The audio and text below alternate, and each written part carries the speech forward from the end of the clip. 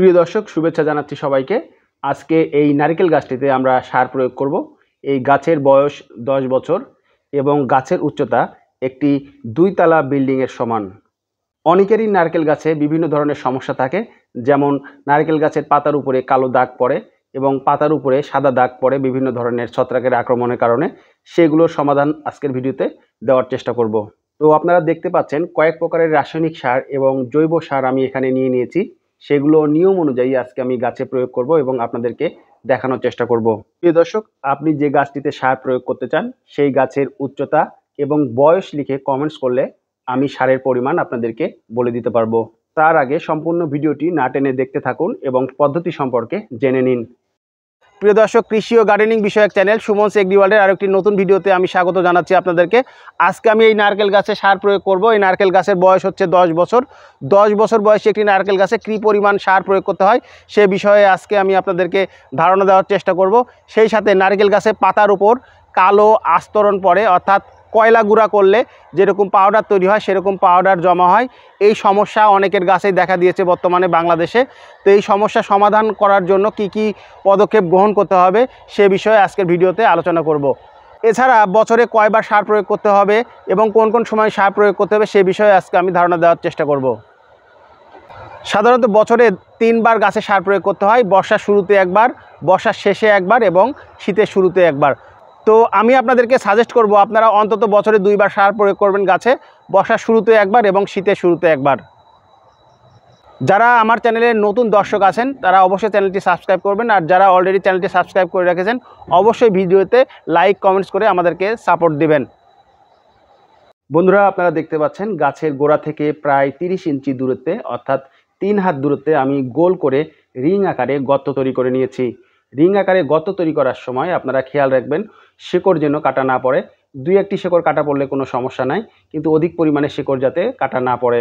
এখানে বিভিন্ন ধরনের রাসায়নিক এবং জৈব সার আমি নিয়ে নিয়েছি। প্রতিটা সারের পরিমাণ 1 কেজি, কিন্তু 1 কেজি গাছে প্রয়োগ করব না। প্রথমে রয়েছে সরিষার খোল, এরপরে রয়েছে টিএসপি সার, এরপরে রয়েছে ইউরিয়া সার এবং তারপরে রয়েছে পটাশ সার। আর এছাড়া 10 কেজি গোবরের জৈব সার আমি মাটির সাথে মিশিয়ে রেখেছি, সেগুলো প্রয়োগ করব। তো প্রথমে দেখতে পাচ্ছেন ইউরিয়া সার প্রয়োগ করতেছি আমরা। প্রায় 800 গ্রাম ইউরিয়া সার আমি এখানে প্রয়োগ করব। আপনারা চাইলে এর চেয়ে একটু কমও দিতে পারেন বা বেশিও দিতে পারেন, 100-200 গ্রাম বেশিও দিতে পারেন আরও।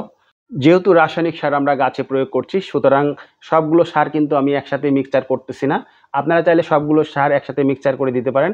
আমি যেটা করব সেটা হচ্ছে একটি সার প্রয়োগ করার পর তার উপর আমি জৈব সার দিব অথবা মাটি দিব, দিয়ে তারপরে অন্য একটি রাসায়নিক সার দিব। এতে বিক্রিয়া হওয়ার সম্ভাবনা কম থাকে এবং গাছের ক্ষতি হবে না। এখন আমরা গাছে সরিষার খোল প্রয়োগ করছি। সরিষার খোলের পরিমাণ 1 কেজি। আপনারা চাইলে আর একটু বেশি পরিমাণে গাছে প্রয়োগ করতে পারেন, কারণ এটি জৈব সার, এটি কম বেশি হলে কোনো সমস্যা হওয়ার সম্ভাবনা নেই। সরিষার খোলের কিন্তু অনেকগুলো গুণাগুণ রয়েছে, সেগুলো আমি আপনাদেরকে জানাচ্ছি। আর আপনারা দেখতে পাচ্ছেন আমি কিন্তু রাসায়নিক সারের উপর দিয়ে আরেকটি জৈব সার দিচ্ছি যাতে বিক্রিয়া না ঘটে। সরিষার খোল গাছের বৃদ্ধি এবং ফুল ফল ধরাতে সাহায্য করে। আপনারা চাইলে তরল সরিষার খোল গাছে প্রয়োগ করতে পারেন। এখন আমরা গাছে টিএসপি সার প্রয়োগ করব। টিএসপি সারের পরিমাণ আমি 1 কেজি নিয়েছি, কিন্তু 800 গ্রাম প্রয়োগ করব। এটা আমার সুবিধা মতো আমি প্রয়োগ করে নিচ্ছি, আপনারাও সেটা করবেন। কম বেশি দিতে পারেন, কোনো অসুবিধা নাই। 100 গ্রাম কম অথবা বেশি দিতে পারেন। টিএসপি সার নারকেলের ফুল এবং ফল ঝরা দূর করবে, যেটা আমাদের দেশে বড় সমস্যা।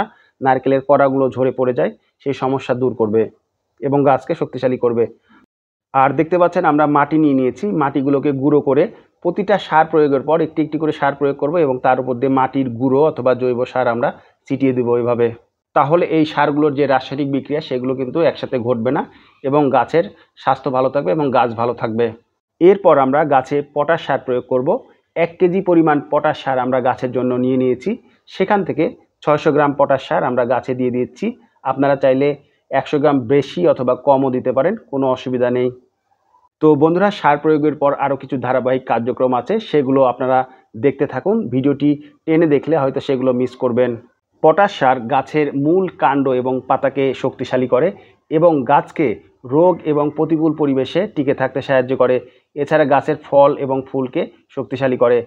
তো আপনারা দেখতে পাচ্ছেন সার প্রয়োগ করা হয়ে গেছে আমাদের। আমরা এখন 10 কেজি গোবরের জৈব সার মিশ্রিত মাটি দিয়ে সারগুলোকে এভাবে ঢেকে দিচ্ছি। প্রিয় দর্শক, ভিডিওর এই পর্যায়ে এসে এখনও যারা ভিডিওতে একটি লাইক কমেন্টস করেননি, অবশ্যই ভিডিওতে একটি লাইক এবং কমেন্টস করবেন। সম্পূর্ণ সারগুলোকে সুন্দরভাবে আমরা মাটি দিয়ে এভাবে ঢেকে দিচ্ছি, আপনারা দেখতে পাচ্ছেন। এরপরে কিন্তু আমরা পানি প্রয়োগ করে দেব। তো কিভাবে পানি প্রয়োগ করতে হয় সেটিও আমি আপনাদেরকে দেখাবো। এছাড়া পানি প্রয়োগের পর আরও একটি কাজ করতে হবে, সে কাজটিও আমি আপনাদেরকে বলে দিব।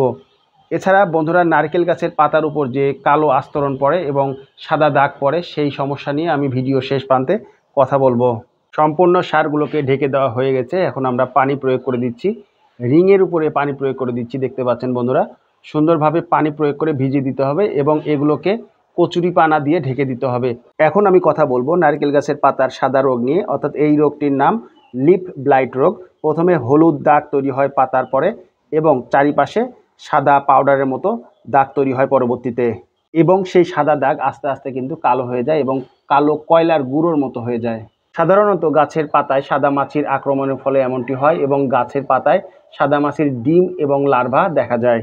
অর্থাৎ প্রিয় দর্শক, পাতায় সাদা মাছির আক্রমণ এবং ব্লাইট নামক ছত্রাকের আক্রমণে এই রোগটি দেখা দেয়। তো এই সমস্যা দূর করার জন্য প্রতি লিটার পানিতে 2 ml নাইট্রো মিশিয়ে স্প্রে করতে হবে। এছাড়া আপনারা টিল্ট নামক ছত্রাকনাশক এই গাছে স্প্রে করতে পারেন। বন্ধুরা, ভিডিওটি ভালো লাগলে অবশ্যই ভিডিওতে একটি লাইক কমেন্টস করুন এবং চ্যানেলটি সাবস্ক্রাইব করে আমাদের চ্যানেলের সাথেই থাকুন। সুমনস এগ্রি ওয়ার্ল্ড কৃষি চ্যানেলটি নতুন নতুন কৃষি এবং গার্ডেনিং বিষয়ক ভিডিও আপনাদের সামনে উপস্থাপন করার চেষ্টা করে।